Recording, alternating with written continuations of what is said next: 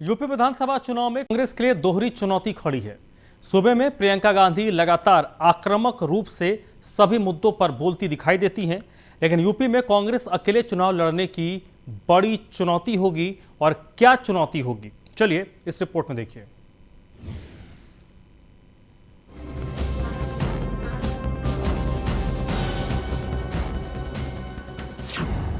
UP में कांग्रेस एकला चलेगी या करेगी गठबंधन?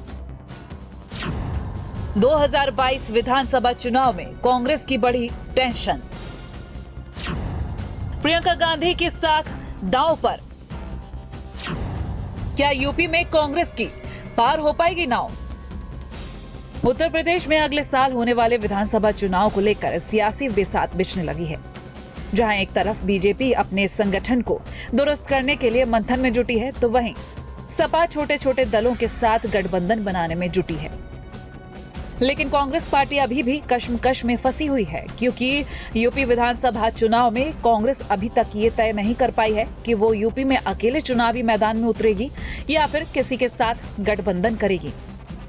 साथ ही कांग्रेस के लिए प्रियंका गांधी की साख को बचाना भी एक चुनौती है, क्योंकि पिछले कुछ सालों में देखा जाए तो कांग्रेस की एकमात्र नेता प्रियंका गांधी है, जो यूपी के हर छोटे बड़े मुद्दे पर फ्रंट पर रहती हैं।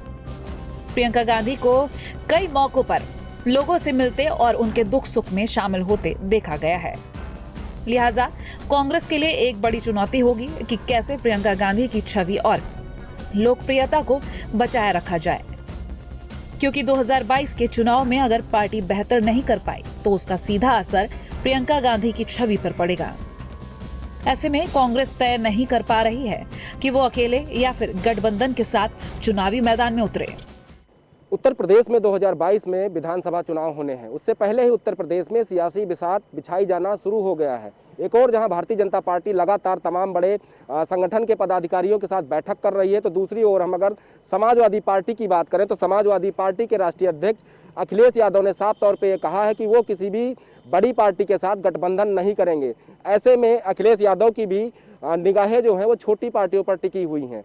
कांग्रेस की अगर हम बात करें तो कांग्रेस अगर 2022 में उत्तर प्रदेश में बेहतर प्रदर्शन नहीं कर पाती है तो इसका सीधा इफेक्ट प्रियंका गांधी पर पड़ेगा। अब देखने वाली बात यह होगी कि उत्तर प्रदेश में कांग्रेस पार्टी 2022 में कितना बेहतर प्रदर्शन कर पाती है।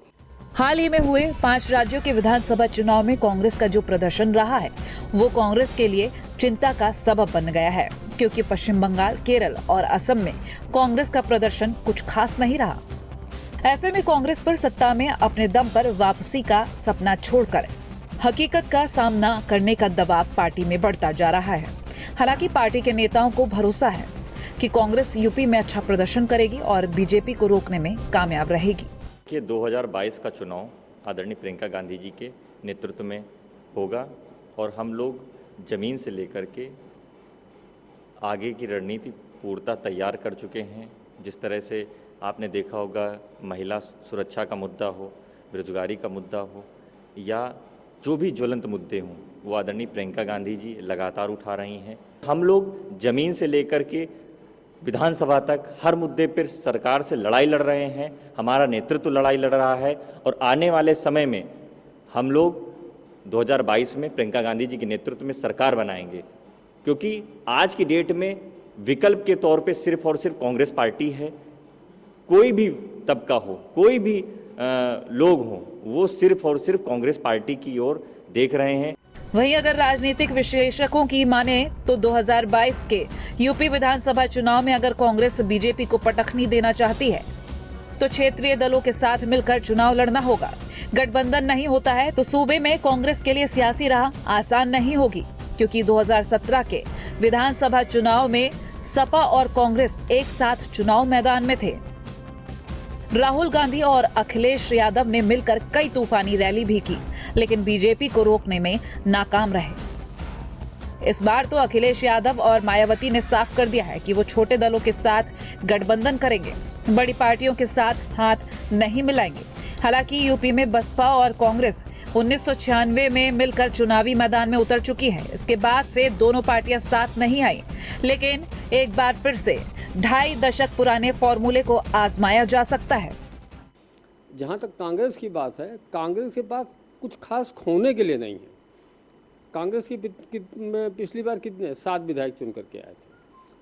अब कांग्रेस के अगर 7 विधायक चुन के आए हैं तो उनके लिए सबसे बड़ी चुनौती यही होगी कि 7 से संख्या आगे बढ़ाई जाए। बाकी हर राजनीतिक दल का यह प्रयास होता है कि वो सत्ता में आए, पूर्ण बहुमत से सत्ता में आए। जहाँ तक अखिलेश यादव की बात है तो अखिलेश जी ट्विटर पे ज़्यादा सक्रिय हैं। अखिलेश जी का संगठन सड़कों में नहीं दिखाई पड़ रहा। उसकी अपेक्षा प्रियंका गांधी जी उत्तर प्रदेश की प्रभारी हैं और प्रियंका जी के नेतृत्व में ये सही बात है कि कांग्रेस कई बार कई मुद्दों को लेकर के सड़क पे भी आई है, लाठियां भी खाई हैं उन लोगों ने, संघर्ष भी किया है। लेकिन जो सबसे बड़ा एक सवाल होता है कि बूथ स्तर तक अपने काडर को खड़ा करना, अपने कार्यकर्ताओं को सक्रिय करना, कांग्रेस में उसका सर्वथा अभाव है। 2022 के चुनावी समर में अगर कांग्रेस किसी के साथ हाथ नहीं मिलाती है और अकेले 403 सीटों पर चुनाव लड़ती है तो मौजूदा सियासी हालात में कांग्रेस के पास क्या सभी सीटों पर ऐसे मजबूत उम्मीदवार हैं जो बीजेपी के साथ साथ सपा और बसपा के कैंडिडेट को कड़ी टक्कर दे सके? कांग्रेस के अकेले चुनावी मैदान में उतरने में सबसे बड़ा जोखिम ये है कि कांग्रेस के पास अपना कोई वोट बैंक नहीं है। उत्तर प्रदेश में कांग्रेस के पास कुछ मुस्लिम और कुछ समर्पित पुराने कांग्रेसियों का वोट ही बचा है। ऐसे में कांग्रेस दोहरी चुनौती से कैसे निपटेगी, ये तो आने वाला समय ही बताएगा। Bureau report, news 1 India.